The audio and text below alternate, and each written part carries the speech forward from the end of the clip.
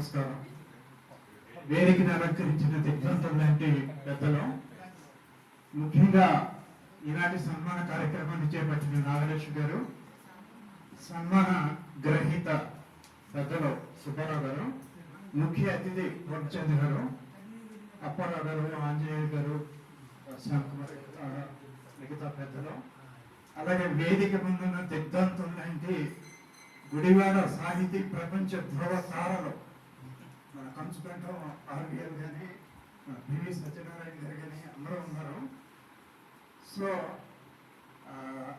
ఈ సందర్భంగా నేను చెప్పేది బ్రీఫ్ ఏంటంటే, అందరూ చెప్తానన్నారు కదా కృష్ణార్జునులు.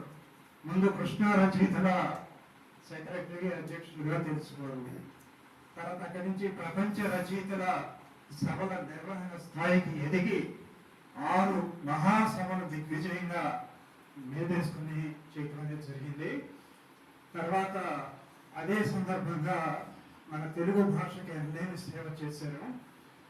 అయితే ఈ సందర్భంగా చెప్తున్నాను, మన మచిలీపట్నం వాస్తవ్యులు చీరాలలో పుట్టి మచిలీపట్నంలో మెట్టిన సుబ్బారావు గారు, గుత్తికొండ సుబ్బారావు గారు, అచ్చ తెలుగు మాటలు, సంస్కృతం లేదు, సుబ్బారావులో ఉన్నటువంటి తర్వాత గుత్తికొండ.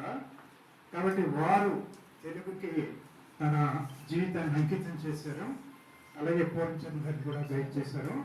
మచిలీపట్నం తలుచుకుంటేనే చరిత్ర గిరణం తెలియకపోతే ఇందాక మాట్లాడుకున్నాం.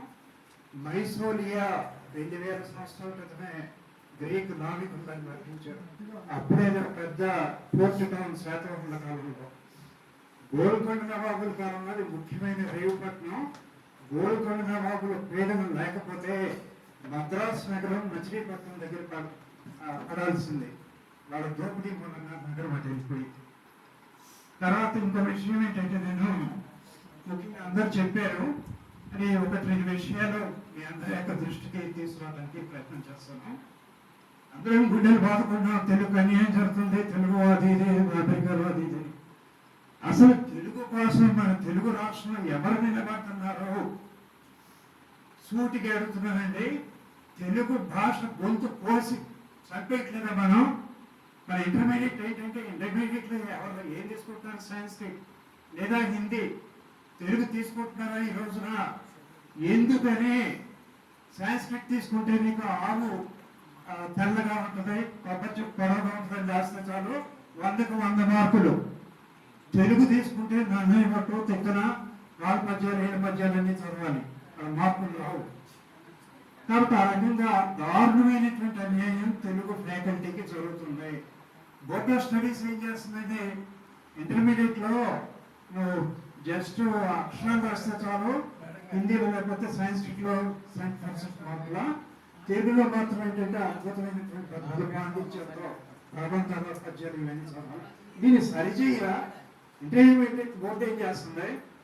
లేదా ఈ కార్పొరేట్ కాలేజెస్కి అన్నేస్తున్నావా మన పిల్లలందరినీ?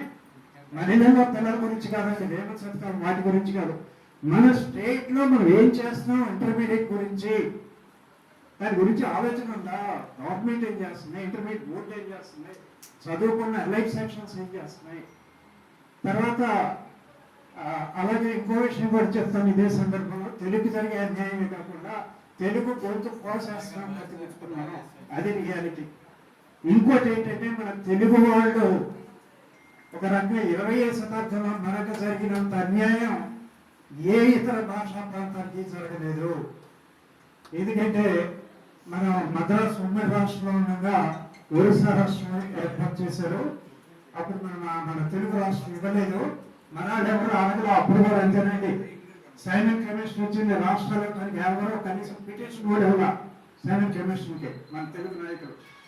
అప్పుడు వాళ్ళు ఏంటంటే ఒరిస్సా రాష్ట్రాన్ని ఇస్తే మద్రాసు ఉమ్మడి 200 ఏళ్ళ నుంచి మనతో పాటు కలిసి ఉన్న గంజాం, కోరాపుట్టి జిల్లాలు రెండింటినీ తీసేసి ఒరిస్సాలో కలిపారు. 70% తెలుగు స్పీకింగ్ తాలూకాలో శాశ్వతంగా తెలిపోయినాయి. పోతే పనులు ఎక్కడో చోట ఏంటంటే, మన మతపరమైన అల్పసంఖ్యాక వర్గాలకి మన రాజ్యాంగం ఉన్నట్టునే భాష అల్పసంఖ్యాకులు కూడా లక్ష్యం ఉన్నాయి, కానీ అవి ఎవరు ఇంప్లిమెంట్ చేయరు. అక్కడ తెలుగు స్కూల్స్ అవి మోగబడిపోయి తెలుగు అంతా పోయింది. అలాగే సేమ్ థింగ్ మద్రాసు రాష్ట్రంలో తెలుగు బళ్ళన్నీ మూలబడిపోయింది. అసలు ఆంధ్ర రాష్ట్ర ఏర్పడటానికి ముందు మద్రాసు మిగిలిన రాష్ట్రంలో 30% మంది తెలుగు స్పీకింగ్ పీపుల్ ఉన్నారండి. హోసూరు అందరికీ తెలుసు, హోసూరు మొత్తం 90% తెలుగు స్పీకింగ్. మరి ఆంధ్రలో కలుస్తుంటే రాజగోపాలాచారి తాలూకా వారిగా కలవటానికి వెళ్ళలేదు, జిల్లా వారికి కలవాలని వెనక్కి పెట్టాడు. పొట్టి శ్రీరాములు గారు నిరాహార దీక్ష చేసింది మద్రాసుతో కూడిన లేదా సగం మద్రాసుతో కూడినటువంటి ఆంధ్ర రాష్ట్రం కోసం అండి, ఏదో జిల్లాల కోసం కాదనమాట. హడావుడిగా ఏం చేశారు, బళ్ళారి కోలారు రెండు పోయినాయి అనమాట. మనకి ఈ నోట్లో అప్పట్లో ఉన్నట్టుగా కోలారు 200 ఏళ్ళు మైసూరుతో కలిసి ఉంది, మన అన్నట్టు అన్యాయం అని చెప్పి దాన్ని నటించేశారు. బళ్ళారి 200 ఏళ్ళు మన మద్రాసులో మన రాయలసీమ జిల్లాతో కలిసి ఉంది, మన రాజధాని కూడా, దాన్ని తీసుకుని నటించేశారు. ఇట్లా బరంపురం ఉంది, మొత్తం 7% తెలుగు స్పీక్. ఇట్లా చెప్పుకుంటే ఆవేదన, దాని గురించి ఎవరు ఆలోచించిన వాడు అడిగినాడు లేకపోలేదు. తీరని అపచారం మన తెలుగు జాతికి తెలుగు భాషకి జరిగినాయి. కాబట్టి ఇది సరిదిద్దే అవకాశం కూడా ఇప్పటి కాలంలో మనకు కనిపించట్లేదు. ఇకపోతే మన కృష్ణార్జునులాగా వీరిద్దరు కూడా తెలుగు మనకి కృష్ణా జిల్లా రచయితల సంఘం, గుంటూరు జిల్లాలో పుట్టినా కూడా మన కృష్ణా జిల్లాకు వచ్చి కృష్ణా జిల్లా రచయితల సంఘాన్ని ఏర్పరిచి ఎన్నో సేవలు చేశారు. వీరే కాకుండా ఇంకా బుద్ధప్రసాద్ గారు, తర్వాత 50 ఏళ్ళ కన్నా గురువారైన లక్ష్మీప్రసాద్ గారు, వాళ్ళు లండన్ కూడా వెళ్ళి ఆ బ్రహ్మ యొక్క సమాధిలో వెళ్ళి కూడా చూసొచ్చారు. అమరావతి శ్రీకాకుళం తెలిసింది కదా.